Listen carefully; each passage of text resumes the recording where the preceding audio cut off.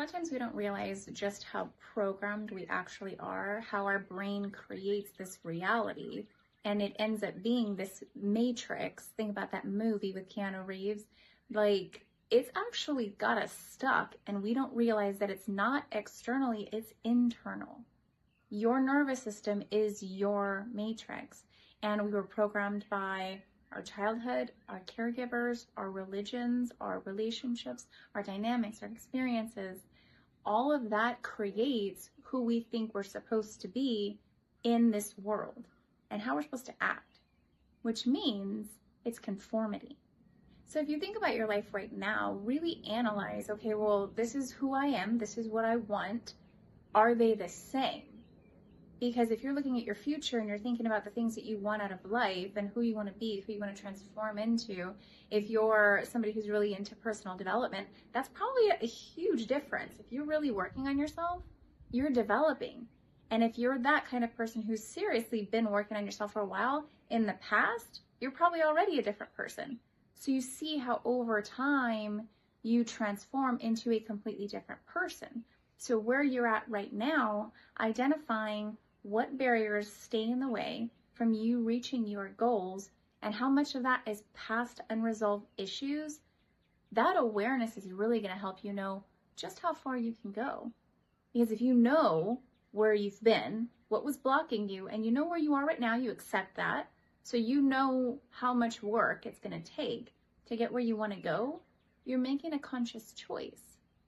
Is this who I want to be, and is this what I want to do? Or no, it's not worth it.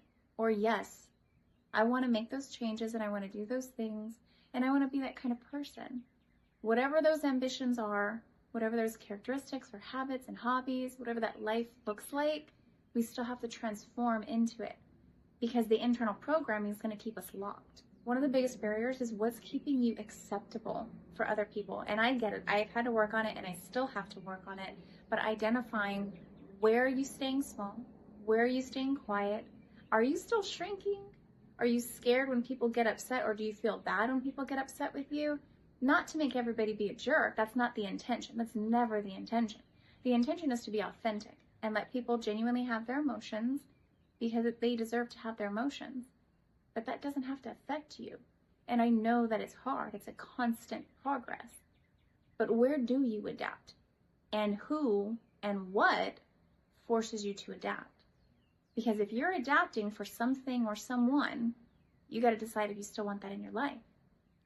What this ultimately leads to is people pleasing. We're constantly walking on eggshells. We don't want to ruffle feathers. We definitely don't want to do something that's wrong.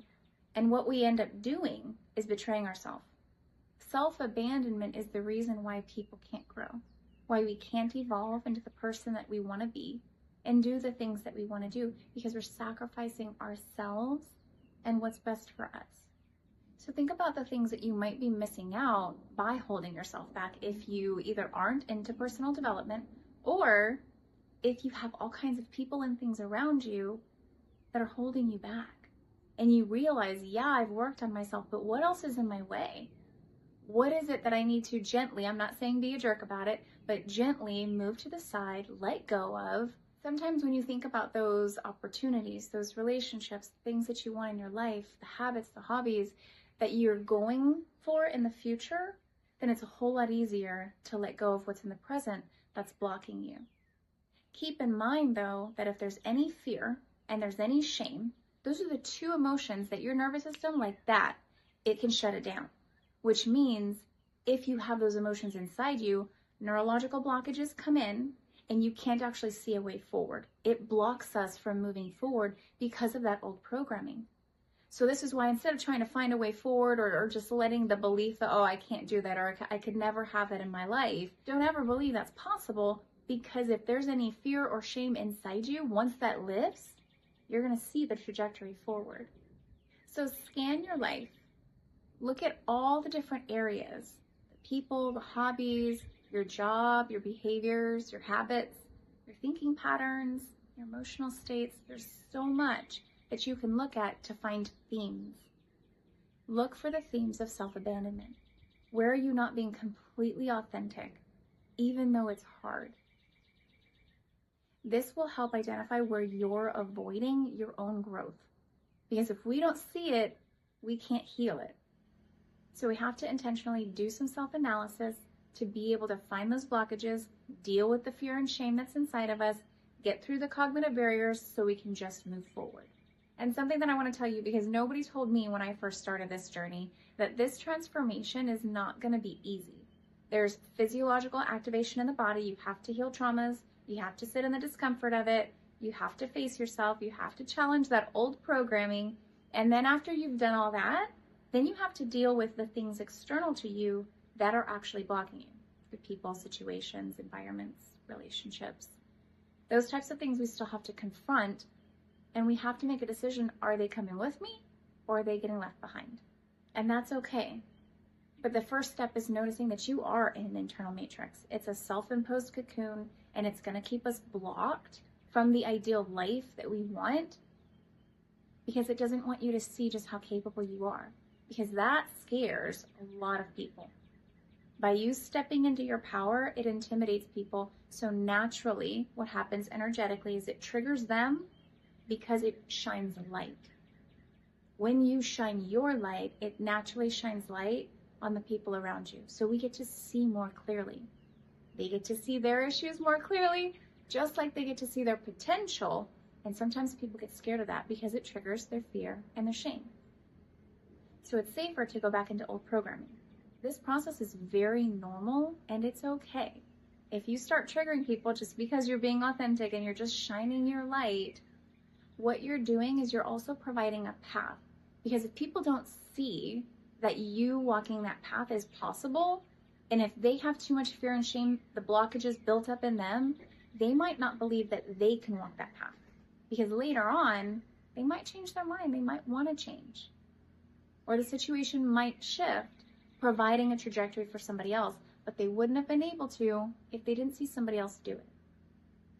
So if you want to inspire others, and if you want to walk the path that was really designed for you, identify the barriers that are keeping you blocked and move past them. Deal with anything having to deal with fear and shame, challenge it, because it doesn't belong inside you. If this is something that you're really wanting to do, but you need some help with it, you have maybe some past wounds or traumas in the past, or you own a business and you're really stressed out because you're pulled in so many different directions, go to the video description. There's a link below, and it goes to my website where you can get a free 30-minute masterclass on the problem with the law of attraction. The reason why it's on the law of attraction is specifically because the outer world directly connects with our internal system. So as you're recalibrating your internal experience, you see what's happening on the external world. Things have to change. Because if they don't, they can start triggering us internally or holding us back. It's like it puts you back into the self-imposed cocoon that you just broke out of because the external world isn't adapting with you. So we have to make sure that they go together. So if you're trying to bring, let's say you're trying to achieve a goal, or you're trying to manifest something in your life, and you'd really like to pull something in that you've been waiting for years, but your internal state is still stuck, it's just not going to work. And unfortunately, when it does come in, if it is for you and you're not ready for it, it's going to trigger you so bad, you might run and sabotage it. And I don't want this for you. So if you're really interested in it, go to the link below, take the free masterclass so you can get some more information.